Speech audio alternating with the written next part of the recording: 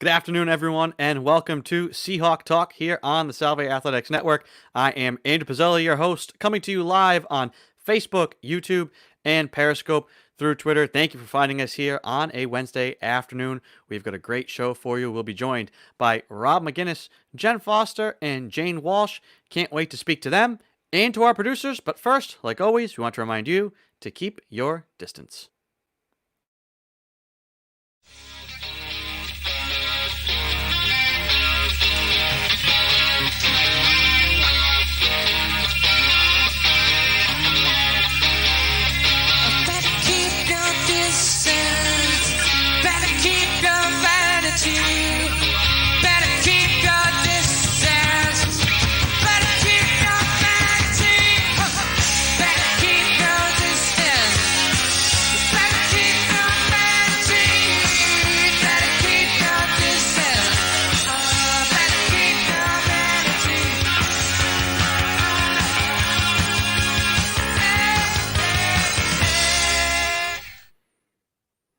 That is Ed Habershaw giving us his rendition of Keep Your Distance from the Shake, Rhode Island-based band, with a message that is appropriate all around the world. Social distancing, hand washing, mask wearing, we're going to continue to encourage all of it here on Seahawk Talk and around Salve's campus. I know we've been doing a great job with it, and we want to keep that up, so we're going to keep reminding you each and every week and each and every episode to do so. I want to go to our producers now, Joey Morelli and Mike DeFusco.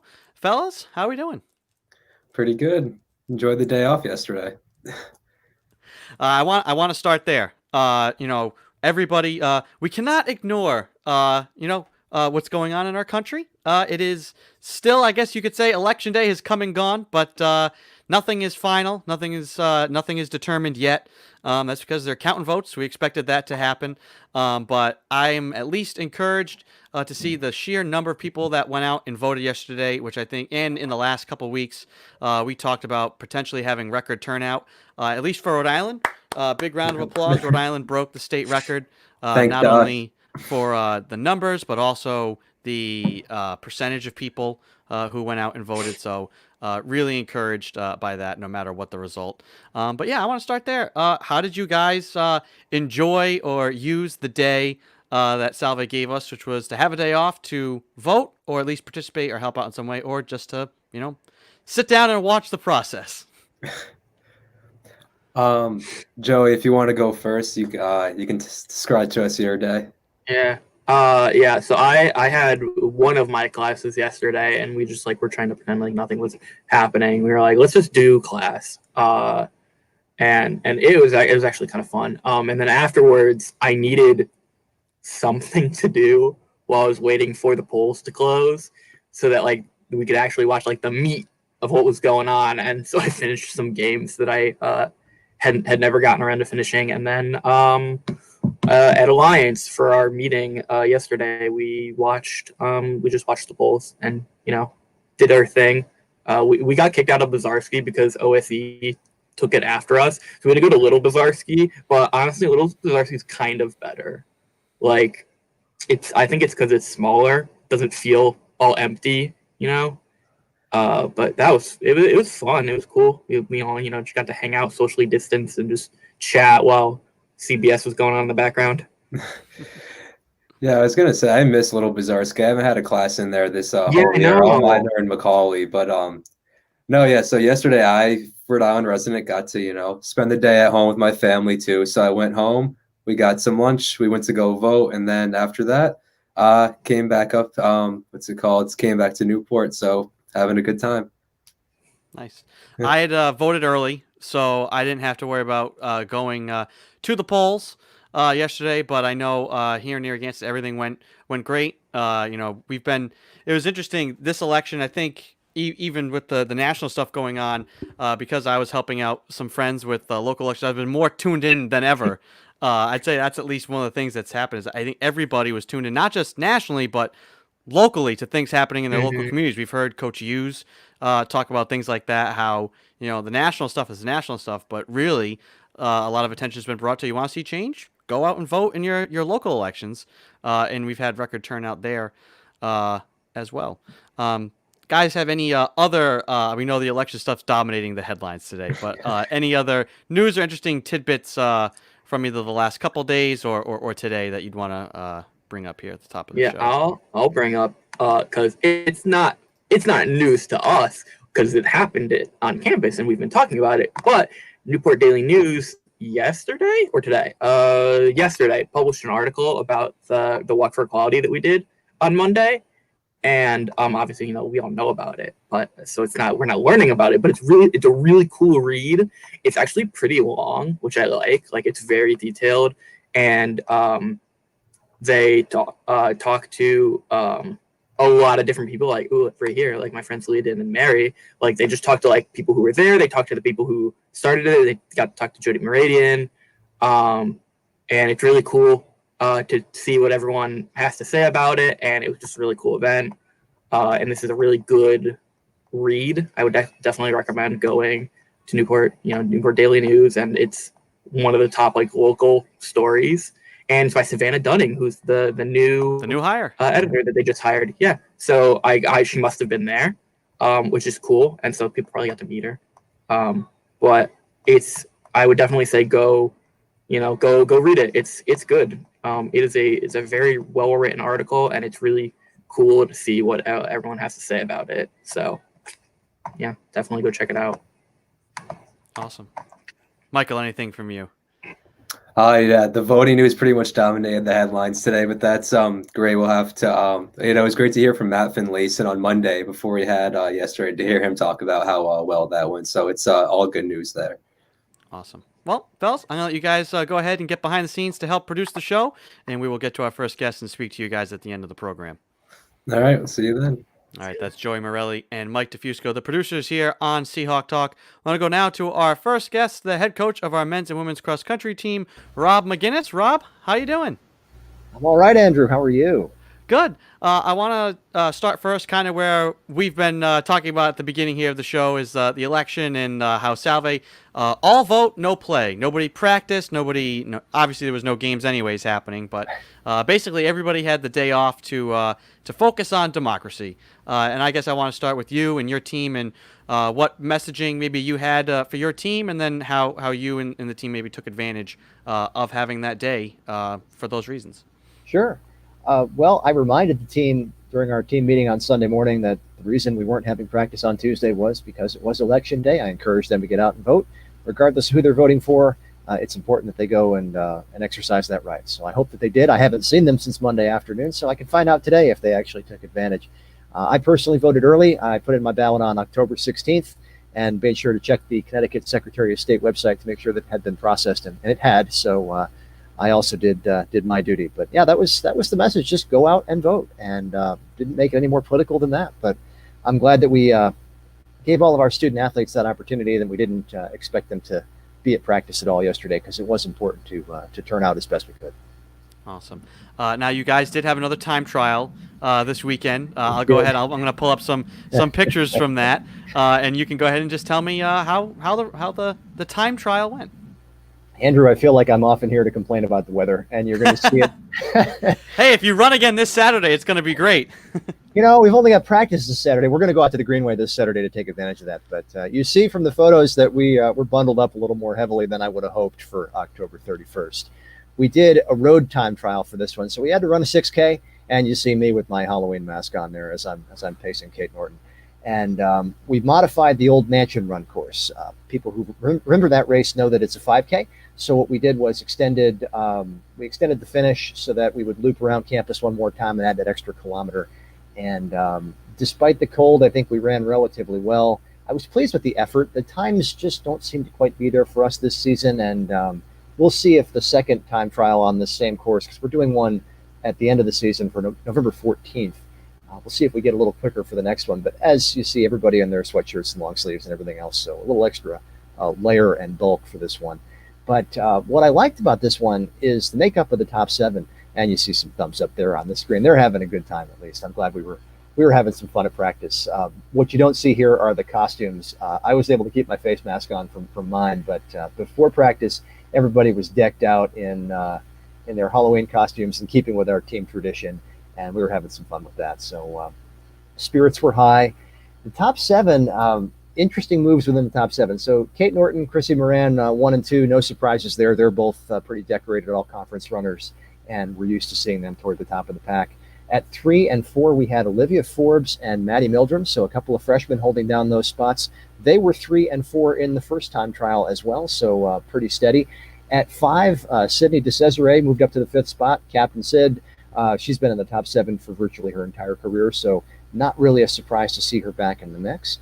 At 6 was Kailyn Fedraki, another freshman. Kailyn was our 5th runner in the first time trial, so Kailyn is hanging on with a varsity job.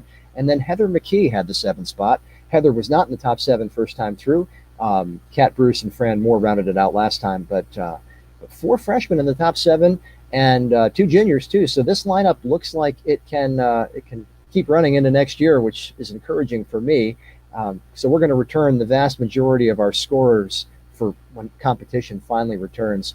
But as I said, I'm really pleased with the level of effort here. You see the photos on screen now. These are from the finishing sequence, and people were working hard as they were coming up Lee Road Avenue. And, they worked hard at it. They ran the course well and didn't let the cold slow them down all that much. So successful time trial for our Halloween practice. Really pleased with the result, and we'll see if we can bring those times down a little bit more for the 3rd and final on the 14th. I was going to ask, so how much is left of practice, season, fall, whatever you guys want to deem what you're doing right now? How much more time do you guys have left?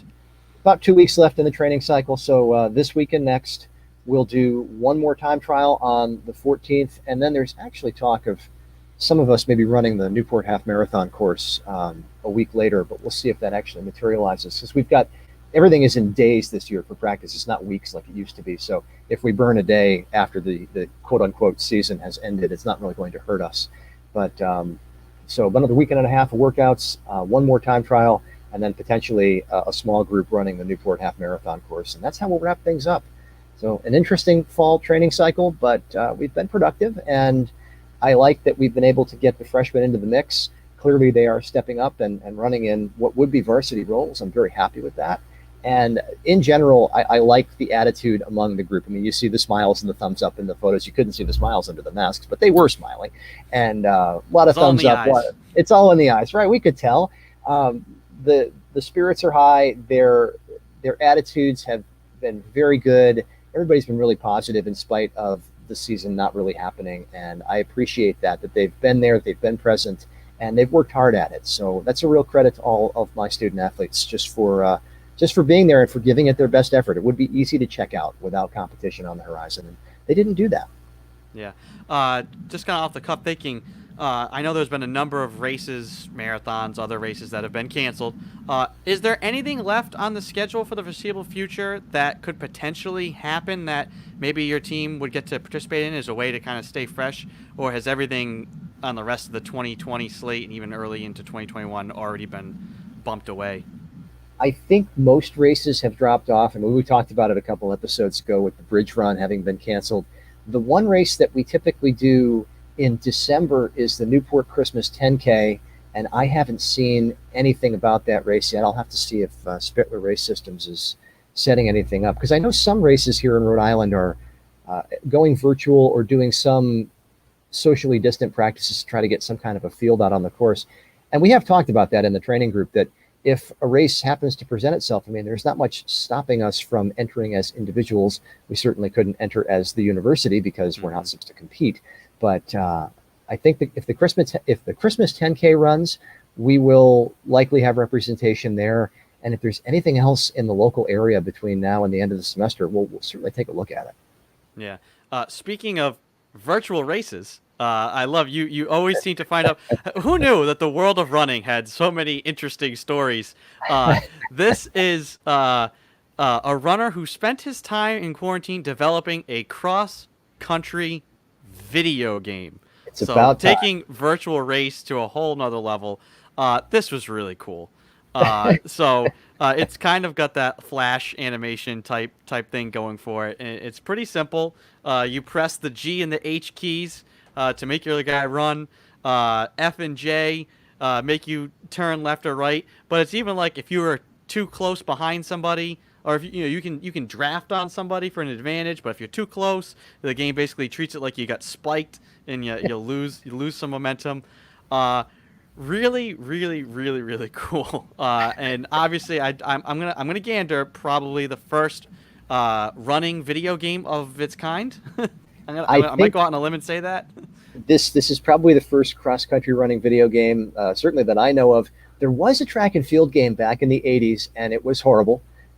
It's called World Class Track Meet, and it was on the Nintendo, and you had to use the power pad to play it. And I just remember never being able to get the cadence right to clear the hurdles in the 110 hurdles, and it was endlessly frustrating. So that was World Class Track and Field, not one I would recommend looking up or buying off eBay because it wasn't a lot of fun. But there's a demo of this cross country game out there, and here we go. The producers are right on top of it. There's World Class Track. Trip down memory lane. Oh man, I remember that game being no fun at all with the power pad, and I kept getting called for false starts because if you took your foot off the button too soon, then the official would disqualify you. And right, stadium events. So you see that on the screen right now. That's actually the original branding on that game, which apparently is one of the most rare Nintendo cartridges out there in the world. People pay all kinds of insane amounts of money for that video game. And so there's your track and field video game. But I don't believe that there's ever been a cross country game on a console. So I'll have to download the demo and see how it plays. But cross country is a video game. I'm not sure. There's the power pad. Yes. Oh, just dreadful. I remember this, and it didn't really live up to any of the expectations. You saw commercials for it, and this looked awesome on the commercial, and then you had it there in your living room, and it did none of what you expected it to do. I don't miss the power pad. I'm glad to know that things have progressed quite a bit in the last 30 some odd years to a point where the video game technology actually works. So, cross country is a video game now. Check out the demo. You can download it for free for the PC or the Mac, and I may have to do that just to see how much fun it is. Hey, like you said, with a lack of races, and as it gets colder, and unfortunately, I guess this is something we could talk about. There's been debate over whether or not we should still have daylight savings time or should stay in daylight savings, whichever way. I always forget which way is which, but the fact that we had to roll the clocks back and it was great. Hey, Halloween goes an extra hour, but now it's going to be dark by the time we're done with the program here. As a runner, as somebody who is a cross country coach and an avid outdoors person, how do you feel on the fact that now it gets dark at 4 o'clock? I'm sure you're probably in a camp of saying, why are we doing this still? Yeah, I could do without falling back, Andrew. It's making my practice time very difficult right now. We normally start at 4:30. We've rolled back to 4 o'clock because the other day we started at 4:15 and just barely beat the darkness with a very, very short workout. So, I could do without that. Normally at this point in the season, we would take the team over to Gaudet Field and just spend our time on the track under the lights because it's a lot safer than trying to go out and run in the dark on the roads. But since we can't go to Gaudet Field right now, we're on the roads wearing bright colors, carrying flashlights, and that makes me nervous. So I have written really short workouts for this week and next, and I could just do without falling back. If it went away, I would not be sad. I'd rather have afternoon daylight, please. Just give us time to run. Totally agree. Last other thing that you brought up, really cool, and we've seen moments like this before, but I feel like when we see them, we should always highlight them. Yeah. This is I guess a Penn State runner, Penn High School. Yep. High school runner. There was somebody who fell in front of them. I guess I can go ahead and I'll just play this video. Here's video.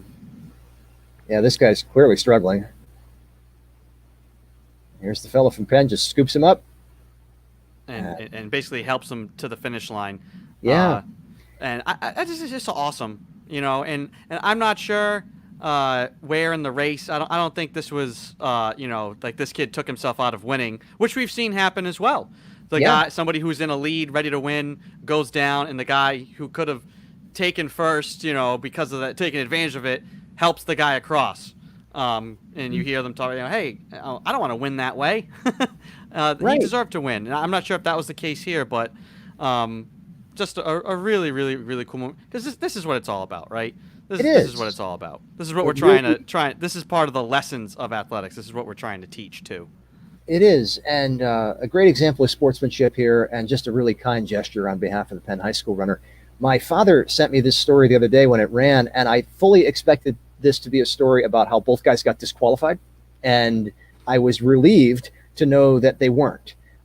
They were fairly far back in the field in this race. I think we're in Indiana, right? And the National High School Federation rules, and I'm a little rusty on high school rules these days, but I guess the interpretation is that because none of them gained an advantage from the assistants, they allowed the results to stand. And I'm glad that they did, because as you noted, Andrew, we've seen examples like this before. And unfortunately, the consequence has been that both runners get DQ'd. And that really runs contrary to the whole point about sportsmanlike behavior. If you're going to get tossed for helping somebody who's clearly in a bad way, I'm not sure that sends the right message either. So I was relieved to know that these guys didn't have their results dropped out as a result of a very kind act on the course. You've got the rule highlighted there. Yeah, it's a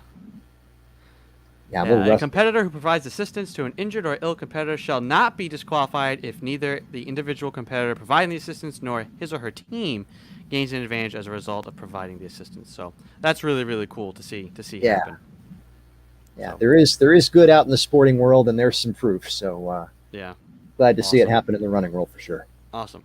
Rob, I cannot wait to see what you bring us next week. You continue to bring us some of the coolest stories, from the running world and just in general. So I can't wait to hear what you have for us next week. And good luck this weekend. I think the weather should be favorable for you on Saturday. I hope so. We'll make the most of it, Andrew, and we'll talk again next week. All right, take it easy now. That's Rob McGinnis, the head coach of our men's and women's cross country team. We're going to go now to the head coach of our field hockey team, Coach Jen Foster. Jen, how are you doing? Welcome to the show. Hi, Andrew. How are you? Good. I guess take us through, I think you guys had your final round of practices. Have you guys concluded, or will you conclude shortly? We concluded on Saturday. We had our Halloween practice, and we're also able to do 11v11 scrimmage within the inter-squad. So great way to end things. Got our finalized roster as of Friday. So to have one practice with everyone out there, was exciting for the girls. I know it's an odd way to end. Usually we're ending on a game day. So this was definitely a unique way of doing things, but it was great to, see them get up and down the field, see the passing combinations with the 11v11. So it was a good way to end. Mm-hmm. How would you, I guess, sum up how you feel about how this fall season, practice season, whatever you want to call it, how did it go for your team? I think really well. Obviously it was 6 weeks. We got a lot accomplished, starting with the small pods and really working on a lot of the individual skills. So I think that is something that I've always wanted to do more of. And it's sometimes tough to do that in a regular preseason. We'll do that a lot in the spring, but to have it be done in September is definitely a different way of doing it. But bringing in a pretty large freshman class, we're gonna have 7 freshmen on the team this year. I think it was a good way to acclimate them to the way of us, how we do things on the field, and to help the returners who didn't get a lot of playing time in the off season. A lot of the leagues were canceled. So we had to get our feet wet again in field hockey and get the conditioning back where it needed to be. And I think we achieved that in 6 weeks. Obviously still a lot to work on. We didn't go a lot into the game strategy or any of our real defensive concepts, but I feel like we're in a good place. I think the girls know what they need to work on in the off season. And skill wise in conditioning. And, I think overall we did well. Everyone stayed healthy. I think that was a big thing. COVID didn't derail us too much. We had a few hiccups here and there, but nothing major. And, a few bodily injuries going on, but overall, I think, the girls are in a really good place going into this off season. So we're happy that we can build off this and kind of wait and see what spring will bring for us. Yeah. What do you think the payoff will be of kind of, if things work out and you guys get to play, having all this time to work with, say, freshmen who are going to be critical for your success, could pay off big time down the road, correct? Yeah, no, definitely. I think anytime you can work on the fundamentals, the basic stick work and passing, and get a lot of reps in with that, it's going to be beneficial. I think every team wants to do more of that. So, this structure of practices 4 days a week really allowed us to do that and break things down a little bit more and do more reps of it, because we couldn't do as much contact with a lot of drills at the beginning, especially the phase 1 and phase 2. As we kind of got into phase 3, it allowed us to do more 6v6 scrimmaging and then 11v11. But those first 4 weeks were a lot of individual skills. So I think it's going to benefit us really a lot coming up in the, future games and future opportunities. Hmm. Whether it be an entire class like the freshmen or anyone in particular as an individual, anybody or any group surprise you in the fall? Not one particular player. I think in general, I was just happy with how the girls came in.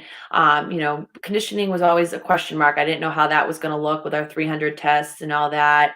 I think the seniors really led with some work ethic, but our junior class, I think, is a very strong group on and off the field. So, their work ethic and leadership showed on in a game setting, in a practice setting, and then off the field as well. But we're really encouraged by, the freshman class that's starting with us. And we have 7 freshmen that will be on our team and, a variety of positions, which is awesome because we know we can move them around on the field. But I think they're going to complement our returners as well as challenge them. I think that's what we want every player to do, come into practice and challenge each other in a healthy competition. So I feel very confident that with the 25 girls we have, we're going to have those healthy competitions in practice. And really be able to, push each other in the off season too. Everyone has set goals for the off season. We did that exercise over the past few days, and each one of them has 3 goals that they want to focus on. And I think everyone's really right on with what they need to be working on. And now as teammates, they can help push each other with that as well. Hmm. Now, what will the winter look for your team? What are you telling them? How are they going to try and take what they've accomplished here in the fall and Mhm. carry that and keep it up into the Yes. spring? Well, they're going to be hitting the weight room hard. They're 4 days a week right now. Tom and Mark are there providing them a workout. So, obviously I've got to be pretty hands off with that in the off season with Division III rules, but that's where the leadership and the upperclassmen really come into play. Making sure everyone's doing what they need to do to get better, and strength, speed, agility, power, everything's going to kind of go into one. So they'll go 4 days a week with that. Over the winter, we'll give them some guidance with some conditioning they can do, as well as stick skills. We're going to have to be creative because I think a lot of them are not going to have a lot of indoor space to do that. So got some things up my sleeve that I think will allow them to keep the stick in their hand, and the goalies, getting some action as well. Even if they're in a small spot in their basement or have a small piece of home. So, we're really trying to be creative with that because this is a lot different. We're not used to necessarily getting games in the spring. So now we've got to change how our structure is with the 12 weeks lead up to what a season will be. And obviously we're still unknown with what that might look like. So we're just trying to plan as is that we think we could start mid-March. What does that look like to us? So I think the girls are really eager, and I was pleased with, as I said, their goals that they have set for themselves. And, that they're very well aware of what they need to work on individually to make our team better. Everyone was instructed to ask Santa Claus for a goal to have at home to work Yes. on.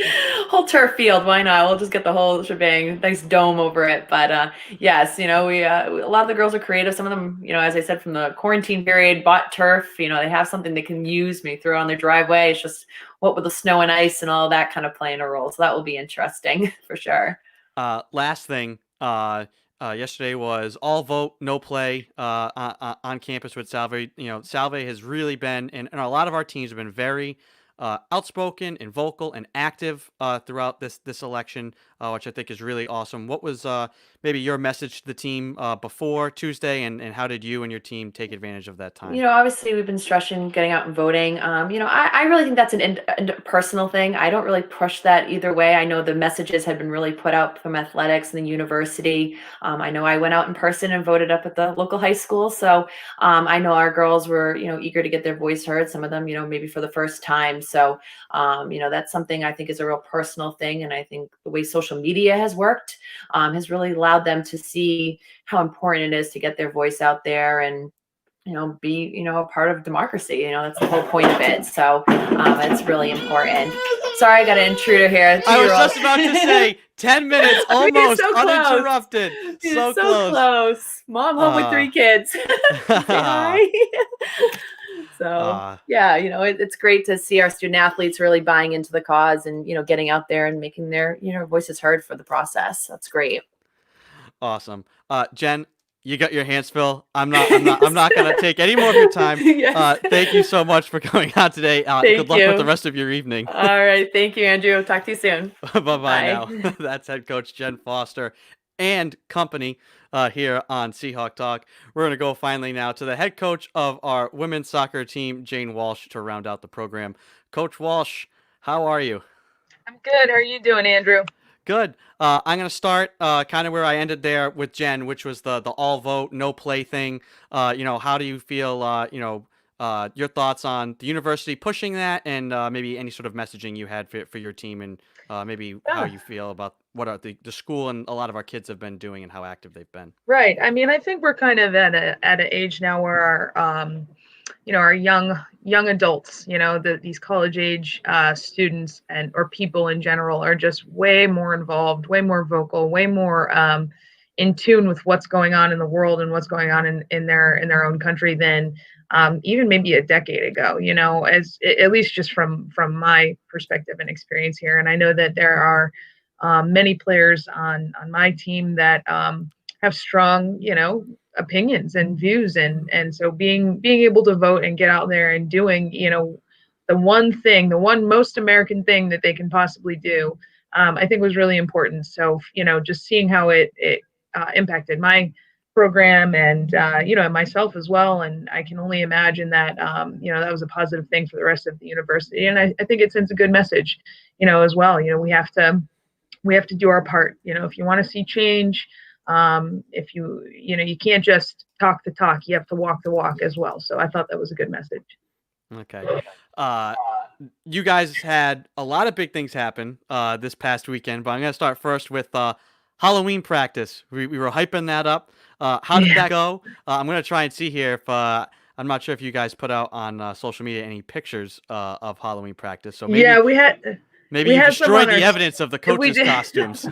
We did. We had some on our story, but we didn't do an actual post this time. But Halloween practice went well. Actually, it was a lot of fun. We were debating on canceling because it was last Friday, and that's when we had some really cold weather and some snow. And I think everybody kind of realized this is really our last opportunity to get together as a team, and get out here and practice. And it was light, it was easy, it was fun, it was just about an hour, and that's it. And so they got out there in their uniforms, but the uniforms quickly kind of dissolved as they started to put more layers on. So in my opinion, though, I think the freshmen stole the show.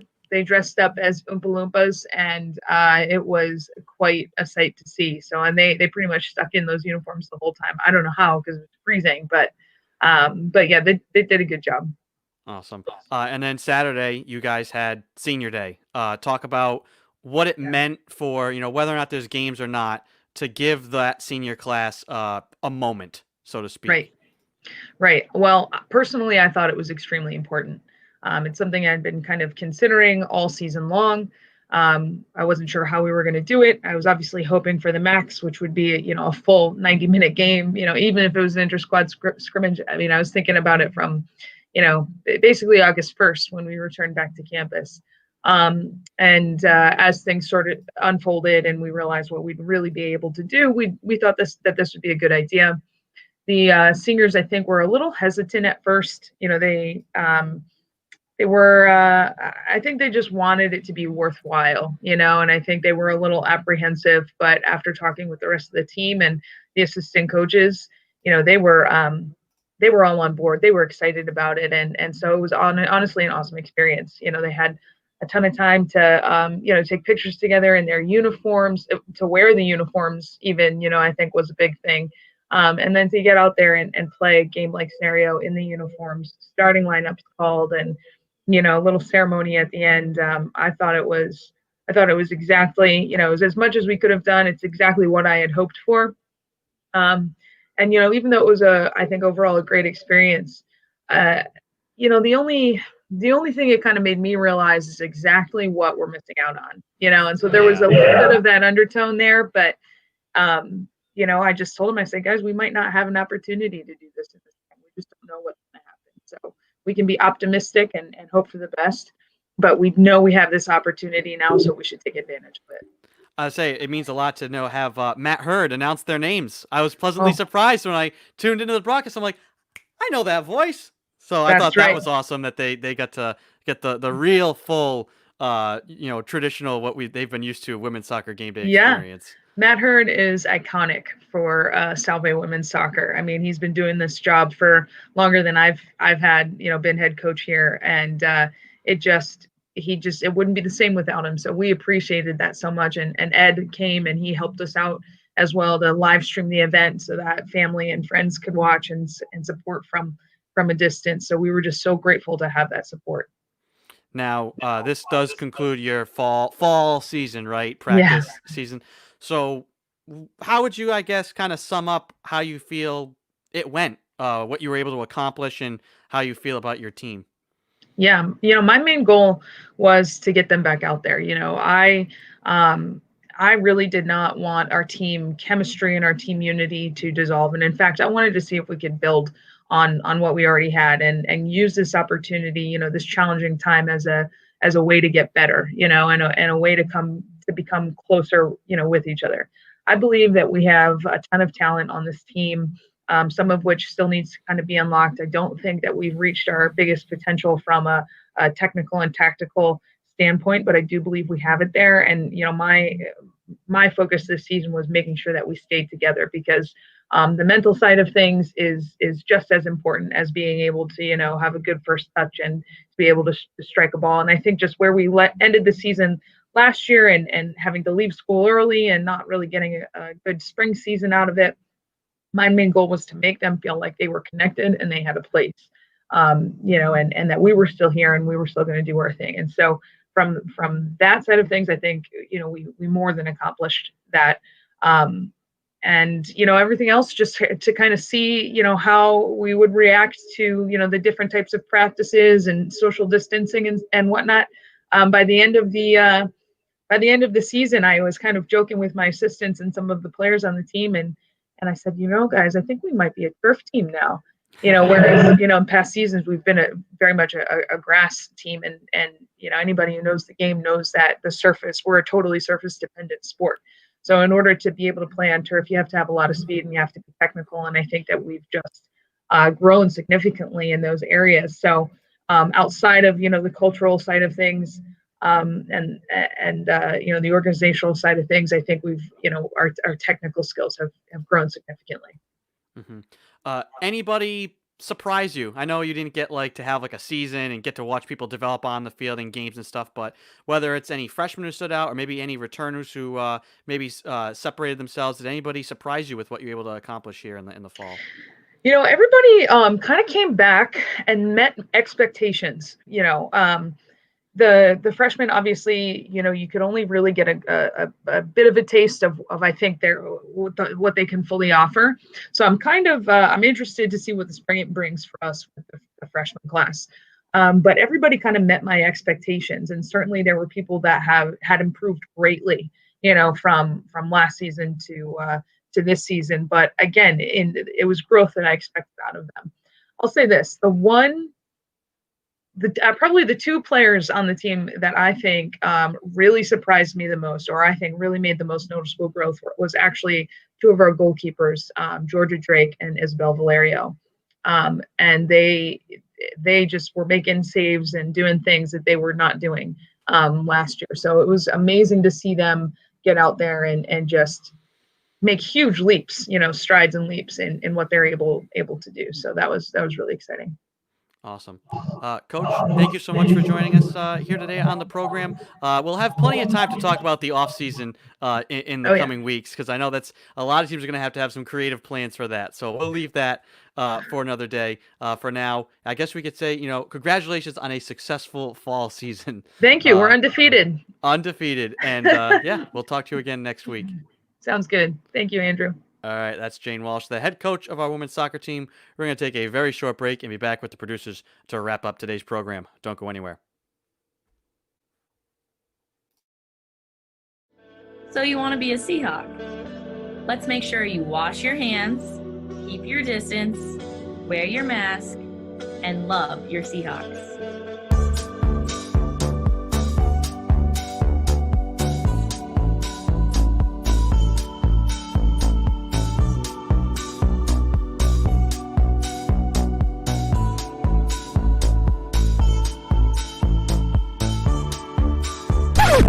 Sammy, no mask? Come on, Sammy. I know it's pumpkin spice season, but you can't bring drinks to class. We have simple rules here, Sammy. Get out. Come back when you can follow them. You gotta take care of yourself and others, even if you are Sammy the Seahawk.